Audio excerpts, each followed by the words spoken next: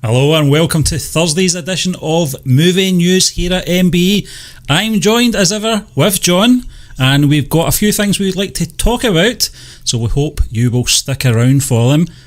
And the headline, John, it's WWE superstar The Big Show thinks he is a shoo-in for Kingpin in a Daredevil reboot.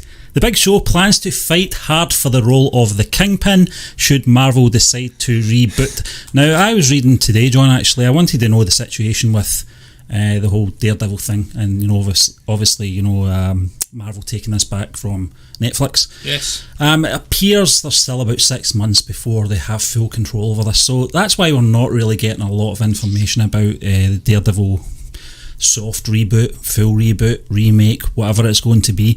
But so Paul White, also known as the Big Show, who has now staked claim to the role of Wilson the Kingpin Fisk and is in any potential Daredevil reboot. This is what he had to say. The one that really I'm looking at, I would love if they do a remake. I'm definitely going to go after pretty hard is that they do a Daredevil remake, and I'm going to definitely go after Kingpin pretty hard. I think Kingpin's a shoo-in for me. Now, I don't think that's how it works. You don't get to pick your roles, although you can put yourself forward for them, but it does fit the role.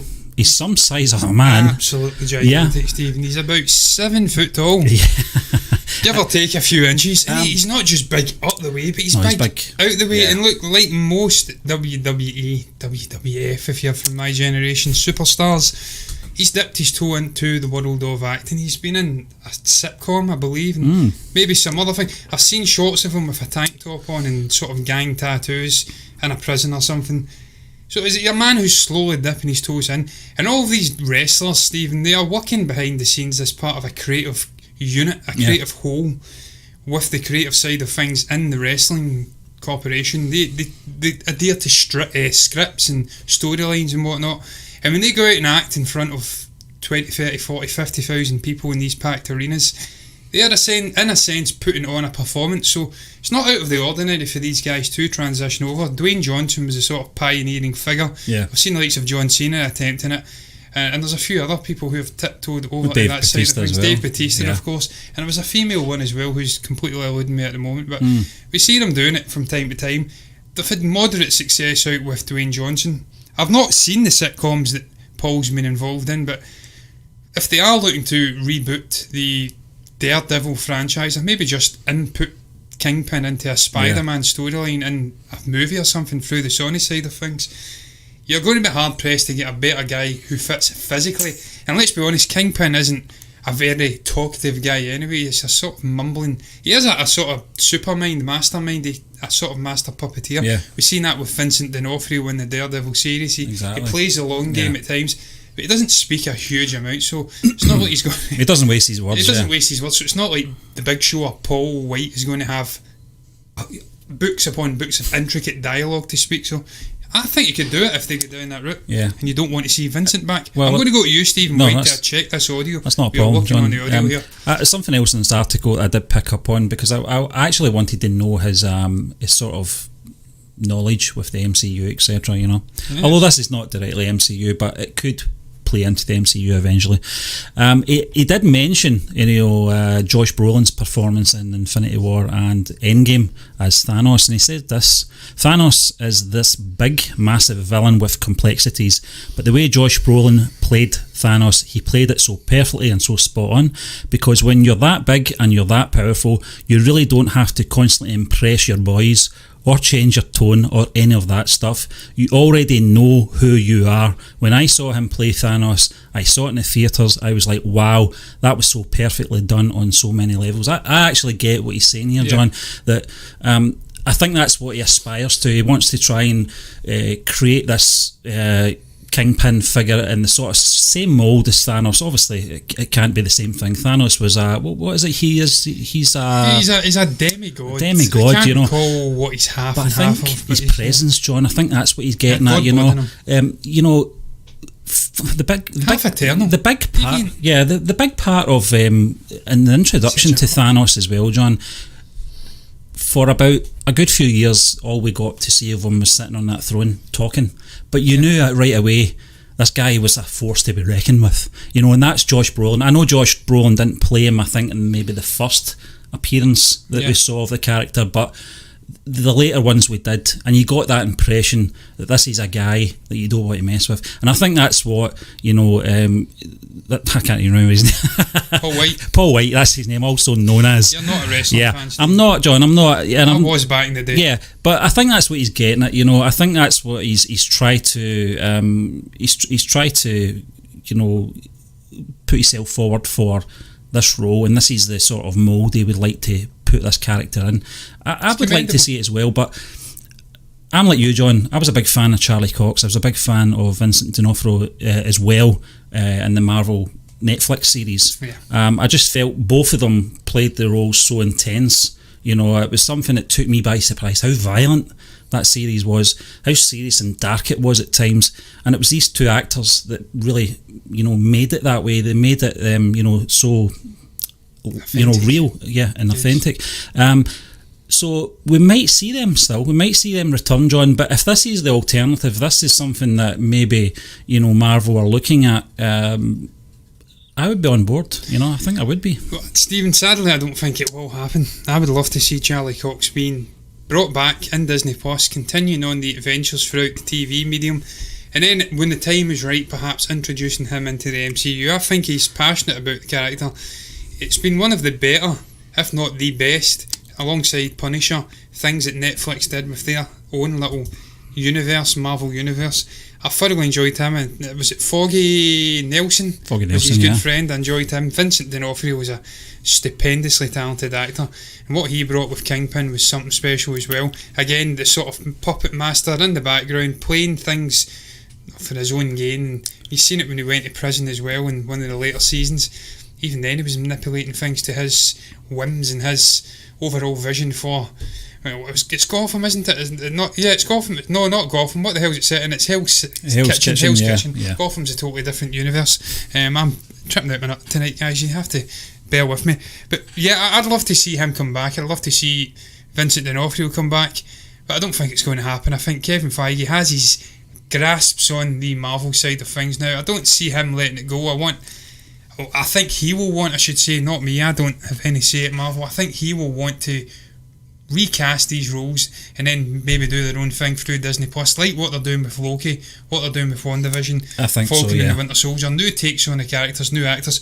Who you get to come in and play the likes of Daredevil will be absolutely key, because let's be honest, that last one was an absolute shit show, the actual movie one, and Charlie Cox is showing how it's done. It's going to be hard to top that, being so close to the characters. But look, you don't know what the overall creative vision is going to be from Kevin. Do you know who I'd like to see? I'd like to see Henry Cavill. Playing Daredevil, a bit of shout. Yeah. Well, I don't think it would be, you know, impossible to entice him to do a television show. You know, he's practically done with Superman anyway. Let's be honest. He's, you know, obviously he's doing The Witcher at the moment, so.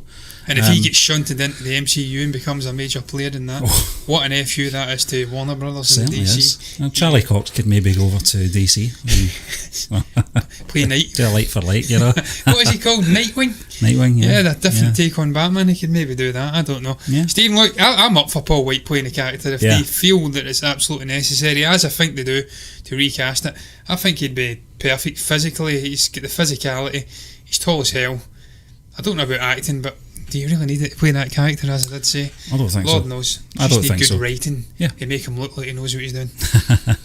Someone that doesn't know what they're doing, John's probably me tonight. I'm a bit of a bomb scare tonight, but listen, Steve, you didn't say that Daredevil was set in Gotham City. Agreed with you to a point, though.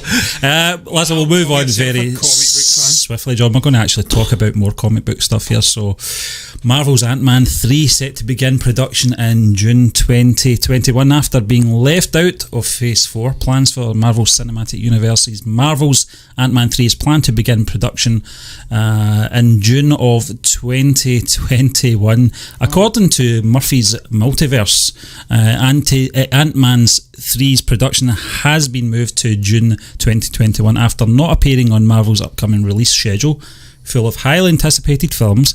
Many fans speculated if a third instalment in the franchise had been postponed indefinitely. Since this news hasn't been officially confirmed now, John, yes. I can recall Michael Douglas, I think it was quoted in saying that they were going to begin production in January, but it's looking like it's going to be 4 or 5 months later. This really reminds me of the I think it was Doctor Strange. Yes. Doctor Strange's production was halted for a good 6 months, wasn't it? It may have been. And it didn't do that film any harm at all. Scott Derrickson, yes, was the director. It didn't do him any harm at all, that delay, because I think they actually tidied the film up a bit better, the script, and obviously the editing as well. And it's one of the best MCU films, as well as the first Ant-Man film. Ant-Man and the Wasp was great as well. It was a great adventure film, but it wasn't a patch on the original. What's your thoughts on this, John? Because I know you're a big fan of Ant-Man as well. Steve, I'm just happy to see that the movie's going to be happening. I love Paul Rudd and what he's brought to the character, the great comedy that he's brought to the character. Just taking this concept of an Ant-Man, it shouldn't work at all when it's brought to the cinema. It's something that I think only Marvel and Kevin Feige could really make work. And that, obviously, with the acting talent of Paul Rudd, that's been a big part in it. And that's why I've really enjoyed it, Stephen. I've loved this guy going way back to Friends in the 1990s, watching him. I mean, I remember watching bits and bobs of Friends when I was very young. I've since watched it all the way through, much older, and he's just great in everything he does, really.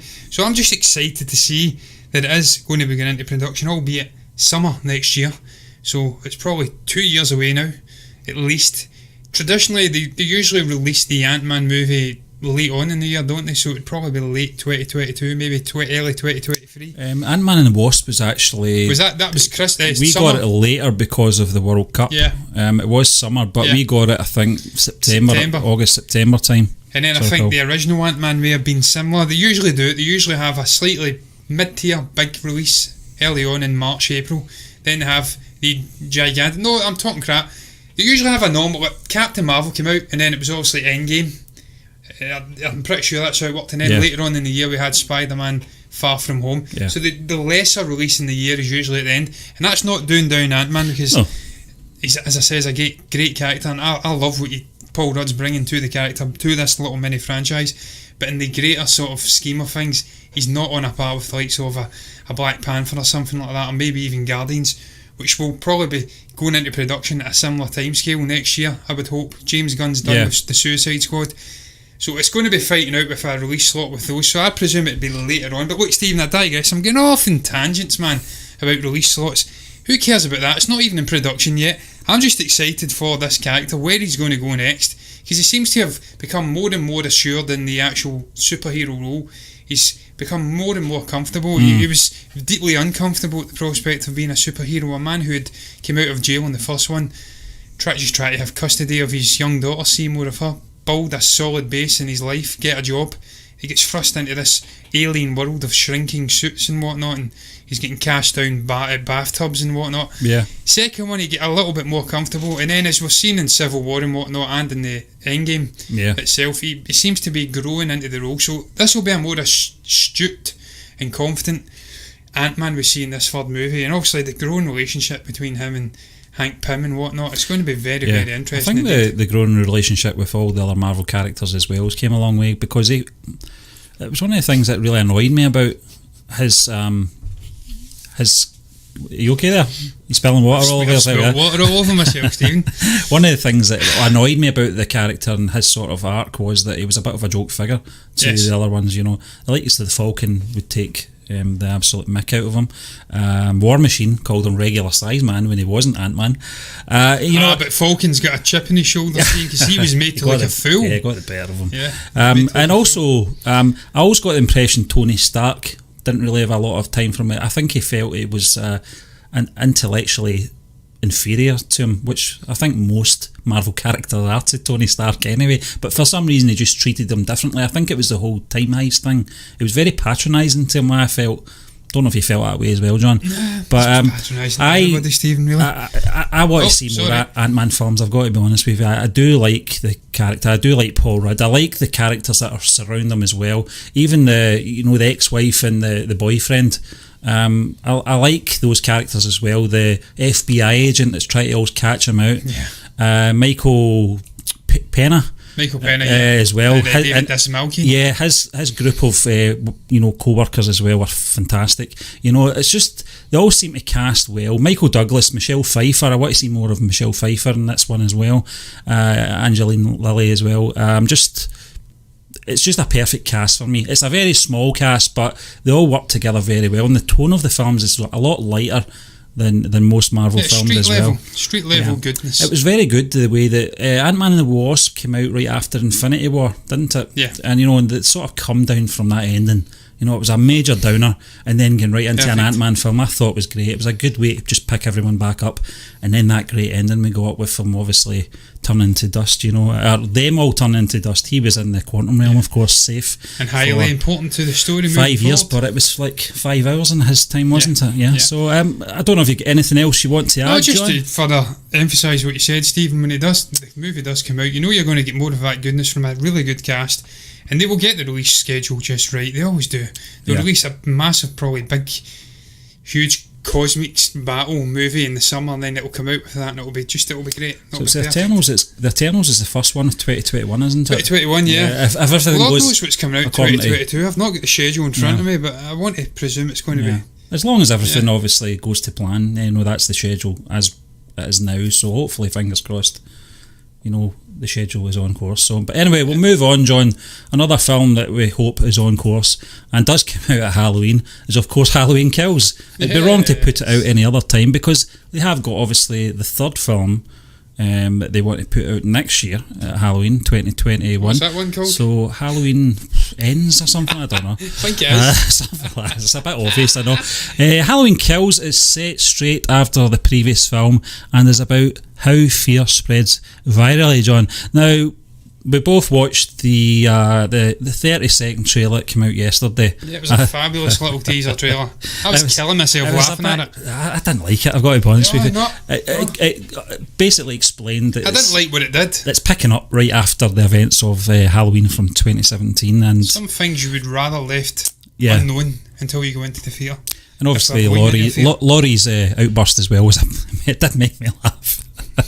Burn, let him burn. Let him burn. Yeah, but this is in the big screen preview issue. Empire spoke to Green and McBride about how Halloween Kills fits into their trilogy set to conclude in 2021 with Halloween Ends. Hey. It takes place the same night, picking up where the last movie ended. Danny McBride confirms, as those who saw 2018's, I said 17, I'm wrong, Halloween will know, spoiler alert, Laurie, her daughter, Karen, played by Judy Greer, and granddaughter Alison, Andy Matichik, managed to trap and kill Myers in a burning basement. It does say kill in a burning basement, except some familiar post-credit inhalation indicated that the boogeyman, I don't think I picked up, the boogeyman is indeed not actually dead. Yeah. Events in the film bring together a lot of characters who were in the 1978 film who we didn't see the last time. McBride continues, they gather to try once and for all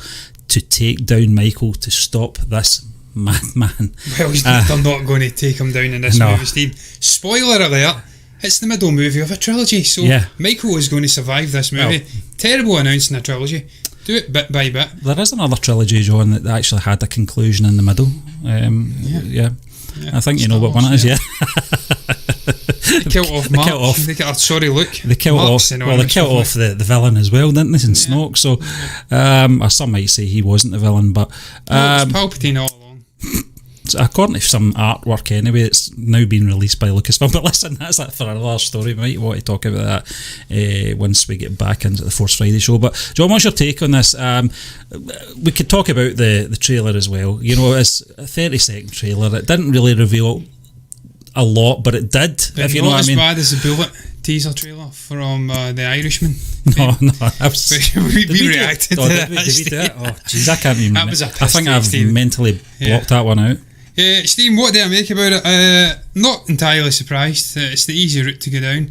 They've been waxing lyrically about this movie and the creative direction they were going. It was going to be different. They were bringing back all of the original cast members. And then they just go for the easy sort of route, but it continues straight on from the previous movie. Have they not watched The Last Jedi and seen how bad an idea it is thematically in terms of sort of backing a director into a corner, unless it's the exact same director who's working throughout the whole trilogy, in which case it'll be his one homogenous creative vision for the whole trilogy. Yeah, it's David Gordon Green, isn't it? So he's working all over them. Well, that's fair enough then. If he has that vision, fair enough, I take that back immediately. But I feel it's the easy route, just straight in from the previous movie. It sort of just continues on. You could maybe watch it as a double matinee, then get into the final movie. It'd be a triple matinee if that's a thing, where you're just watching it. And I suppose from an action standpoint, it never dips. They leave the house and then bang, he's right on their tail again. But I myself would have just preferred to keep that mystery over his survival going till perhaps the end of the movie, maybe the final shot of the movie. We spoke about this many times, and how I preferred my sort of vision for this movie would have been to be a more psychological movie, where they're getting all of the original people affected by also the things that happened in the original movie back together, and it's like group therapy. They're all reminiscing about their interactions with Michael, and they're seeing shadows in the corner, and they're seeing things at the corner of their eyes, and they're paranoid wrecks. Did he survive? Is he still alive? Is he dead? Did he burn in that basement? I'd have loved to have seen that going throughout the whole movie, and then at the end of the movie it's revealed that he has very much somehow survived and he's back to get them all, and then it goes into the final movie and it sets up Halloween Ends. That's what I would have preferred to have happened, but obviously they're not doing that. He's survived, and the fire brigade, the fire engines are rushing to the house. They're going to let him out. He's going to massacre every single one of them. Then he's just going to go after Laurie Strode, her granddaughter and her daughter, and probably everyone else involved in the original movie who are coming back. It's not the worst idea. I'm being harsh. I'm sure it'll be. I think it'll be better than the first one that came out, Steve, because look, I wasn't overly enamoured by it. I didn't think it was the great. I was looking really forward to it. Bits of it were okay. Probably my favourite bit was when the little fat guy gets killed in the back garden, and it's sort of the lights are going out. Yeah. And he's running around in a garden. You just know he's there. A big hello to Jim and Sandro there in the chat. But John, I think I don't know if you've seen all the Halloween films, the ones. No, I've seen the first one. Bar Halloween 3, which was nothing to do with Michael Myers. You had Halloween 1, 2, then you had 4, 5 and 6, I think. No, I know they went down the paranormal. Then you had the H2O ones. I've seen H2O. There was 2 H2Os, as I recall. The first one I've seen. You know, it's decapitated in one and still came back. It's funny because it's such a tired franchise, and the 2018 one did have some things I did like about it. I liked the whole build up to, they were going to see Michael in that what is that kind of facility? It was an insane asylum. Yeah, asylum. Yeah, asylum. I think showing him the mask and stuff like that, and we kind of got to see the back of his head and stuff like that, which was never really done before. I take it, Stephen. I take it back. I says one of the best, probably the only good bit. I think I'm paraphrasing my own speech from a minute ago, but the moment where he rips the absolute shit out of those two podcasters in the bathroom, tremendous. The teeth toilets, are falling down onto the floor. Yeah. They deserved that. He was a shithead. It was great as well. I liked the way it was shot as well, because we got to see there was a kind of camera over this sort of shoulder of Michael as well, following around the streets, wasn't it? And they walked into that house. I thought that was really creepy. I thought it was well shot, and that's the kind of thing I really do want to see. Now, we talked about it before, John. You had some really good theories in regards to being more psychological, which I thought would have been a great way to sort of lead into the third film. So the fact that they're kind of going balls to the wall here with bringing all these characters from the 1978 events back to take them on, it's like it's going to be a sort of a lynch mob, if you like. But it's where it's going to lead that concerns me. This sounds like something you would do for a final sort of part of a trilogy, the big confrontation, the big finale. I think it will though, Stephen. It will ultimately come down to Laurie and probably her granddaughter taking him on. I read another article, I cannot find it for the life of me, but it was, I don't know if it was a director or a producer or something, just getting off about how they're absolutely delighted that it has such a high kill rate or something, death toll. There's going to be ridiculous amounts of bodies in this movie. And I just hope he is about wrecking the living shit out of everybody in sight. It will be fantastic. I really enjoyed that as well, Stephen, following the actual Michael Myers character. I can't recall who it was who came up with a theory for Jason. They wanted it. Was it Stephen King? Wanted a Jason movie shot from his perspective. Yeah. Could you imagine an entire Halloween movie shot from Michael Myers' perspective? And he's just... It'd be like that game, Death by Daylight, on the PC. Just a killer wrecking the living shit out of everybody. It'd be dark. I'd enjoy that. That's what I want to see. I want to see do a Spider-Man into the Spider-Verse. Shoot 2 entire movies, one from his perspective, one from the other perspective, a normal movie, and then release it as an extra on the Blu-ray or something. I'd pay $50, £50, whatever, just to see that, man. Just to get a sort of 2-hour spectacle following Michael Myers. Well, Jim Ramos, he says, just can't wait for Halloween Kills for next year. Yeah, I can't wait. I want to see. I want to see where this story, this arc is going. And that was my concerns, obviously, for the middle part. So it's going to be very interesting. And Sandro, he says Halloween Resurrection is garbage. Couldn't agree more. I've never seen it. Mince. You're lucky, John. It's absolutely terrible. Steve, I avoid bad sequels. Yeah. Well, here's a film watch the classics that had very good sequels. It's Back to the Future. Yes. And this is a fan theory that's been going around for a little while now, John. I've kind of followed some of it on YouTube because I'm a bit of a Back to the Future nerd, if you like. I like to watch. At the hat. Yeah, exactly. Fusion Industries. I like to watch different documentaries, different interviews with versus Michael Myers. The likes. Well, listen, before we move on, that's a good idea actually. If they can get Warwick Davis in to play the Leprechaun again, that would be amazing. I love that movie. But John, love that movie. There is a theory going around. There's been a theory going around for a little while, and Biff, your man Tom Wilson, has kind of added a fuel to the fire as well, because it's actually Bob Gale has done some detective work to see if Eric Stoltz did make it into a few frames of Back to the Future. As anyone knows, Eric Stoltz was the original Marty McFly for 5 or 6 weeks into shooting before he was later replaced by Michael J. Fox for just differences in the sort of delivery from Eric Stoltz in the comedy. He's a bit of a method actor and it wasn't working out, unfortunately. But the Eric Stoltz story came up because of something that Biff Tannen actor Thomas F. Wilson brought up. Wilson claims that it's actually Stoltz in the scene where Marty McFly punches Biff in the cafe. Wilson is almost positive he did not reshoot that particular scene with Michael J. Fox. And in a new interview, Bob Gale was asked about the scene in question.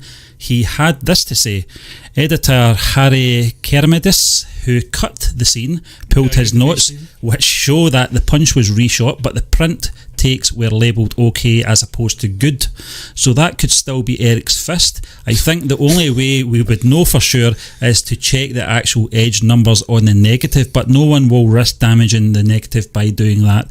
The work print edge numbers might reveal the truth, but no idea if that even exists. He continued to say, after Matty jumps over the hedge, there's a shot of him from behind approaching the pedestrians coming down the courthouse steps. It could be Eric, or it could be Per Weldener, who did Foxy's skateboarding, or it could be Bob Schmeltz, who was Eric's skateboard double. Or it could be me. Yeah. Bob. It could be. Bob, you were a producer on this movie and you don't know much about it. Who was in it? Yeah. Who was in the shot, Bob? Come on. Yeah. If anyone's going to know, it's going to be you, Bob. Yeah. Don't say it could be. Get back and check the negative and end the speculation. Now, it's funny, John, because it's always intrigued me about Eric Stoltz's participation in this film. And I can recall the 2003 releases, the DVD release of the trilogy, talking about this. And although they showed you a few still shots of Eric Stoltz in black and white photographs, they always maintained that they would never release any footage. It's funny that you can actually see some of the footage now on YouTube, so someone's released it 17 years on.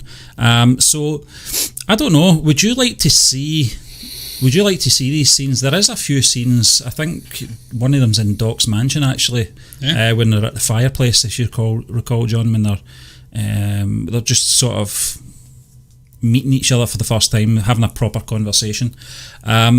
Would you like to see some of these shots, or do you think they should just be left as they are? Because Michael J. Fox is Marty McFly, isn't he? That's the way it ended up. Eric Stoltz went on to have a terrific career, and some amazing work, some amazing films he appeared in, like The Mask, etc.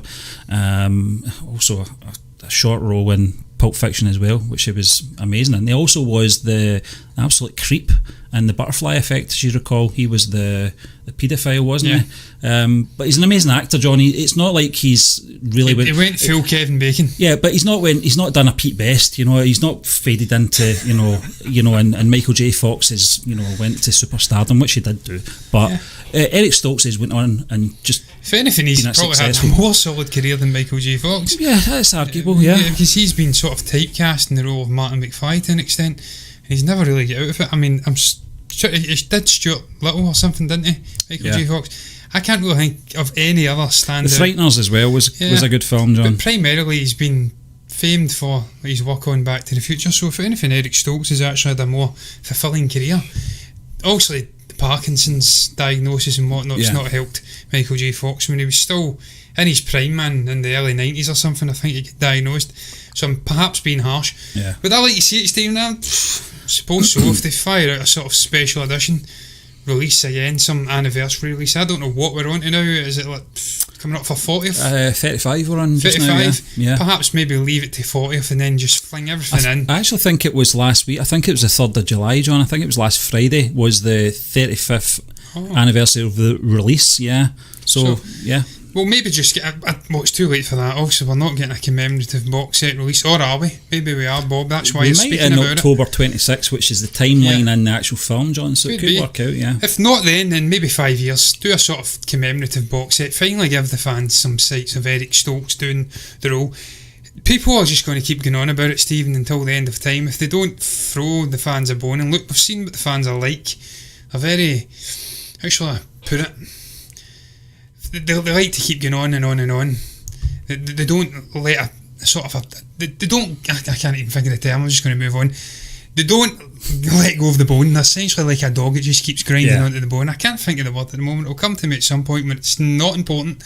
Look what they did with Sonic. Look what they've done with the Snyder Cut and whatnot. There's a whole array of other franchises where the fans have not been happy about something, or there's been a little bit of information that they perhaps could cling on to and wanted to see, and they forced it to come out from the studio or the director. I think it'll be the same here. I think we will get it maybe in 5 years, maybe less than 5 years, and a sort of special release. But is it something I care about? No, because as you says, Michael J. Fox is my Marty McFly.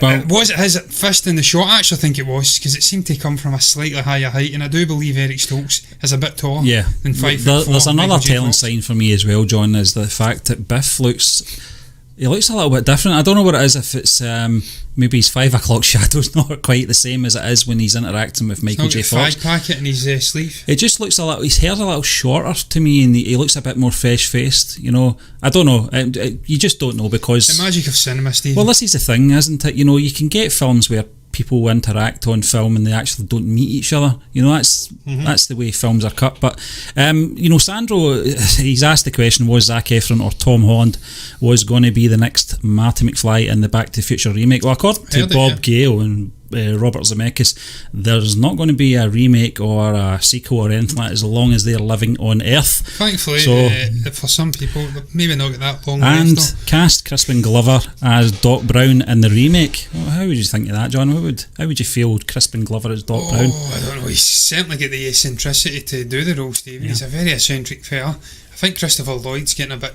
too old now to come back as that role, so I think they would have to, if they were doing a remake or a reboot, quasi-sequel or something. Didn't Doc go to a rejuvenation clinic or something like that, though? Yeah, he would. Change of blood. Maybe comes back as infinitely better looking Crispin Glover with a far better head of hair. None of that wispy white sort of Albert Einstein dodgy haircut going on. Just magnificent long flowing thick hair. I've always been intrigued with the whole Crispin Glover story as well, John. Just mentioning Bob Gale there. It's one of those ones... You don't have to believe any of them. I think they'd have to be dead, Stephen, before Crispin would come back. Let's just prefix it with that. I think he's one of these guys that's done with it. I think he gets very agitated when he's asked the question as well, about the relationship breakdown and stuff like that, So he's one of these guys, I think, just doesn't dwell on it too much. But if he's asked the question, he's got to really go full into the explanation. It does upset him a little bit, which you can understand. It's been a long time and people are still asking him questions about Back to the Future 2, etc. But... it is what it is. It is what it is, Stephen. I think that sums it up. Joe Pesci and the Irishman. It is what it is. Tell them it is what it is. And that's what it's going to be for the fans of Back to the Future from now until Bob Gale and Bob Zemeckis decide to fling them a bone which they'll not let go of until they do. Doesn't make sense. They don't have the bone. How can they let go of something they don't yet have? Let's just end it on that note, guys, because it's a very slippery slope from there, and we'll not go down it. It's quite late here, and I'm ready to go down a rabbit hole, so look, we'll round the show up on that note. What do you make about Paul White wanting to be, obviously, Kingpin in a potential Deadpool? Glad you remembered his name, I forgot it earlier. Paul, Stephen, I said Deadpool instead of Daredevil though. That's when you know it's time to get out. Do you think that's a good idea? Do you want to see his massive physicality brought onto the big screen, the small screen? What's your thoughts on it? What's your thoughts on Ant-Man 3 production starting up some time next year in the summer 2021? Is that something you're excited about? Do you want to see the continuing adventures of Scott Lang and co? What do you make about Halloween Kills? Just continuing on straight through from Halloween, I think it was called. Wasn't very original, that last title. What's your thoughts finally on Back to the Future? Was Eric Stoltz in the movie? Was he cut out? Does he get this sort of, I don't know, arms appearing out of nowhere mixed in with Michael J. Fox? A bit like Marty McFly's, remember? That was a weird angle, that one, that went faded. Maybe it was Eric Stoltz and they tried to edit it out. Do you want to see perhaps Eric Stoltz's shots from behind the scenes, maybe, of working on the set of Back to the Future in a commemorative box set release? If you've got anything to say about any of the topics we spoke about, you can comment down below in the comments section and let us know what your thoughts are. You can also like the video if you've enjoyed it, and you can subscribe to the channel if you want to see more content like this. And if you do, you'll see us tomorrow reviewing a mystery movie. We've not even made up our minds yet what that movie's going to be. Just come back and you'll find out tomorrow.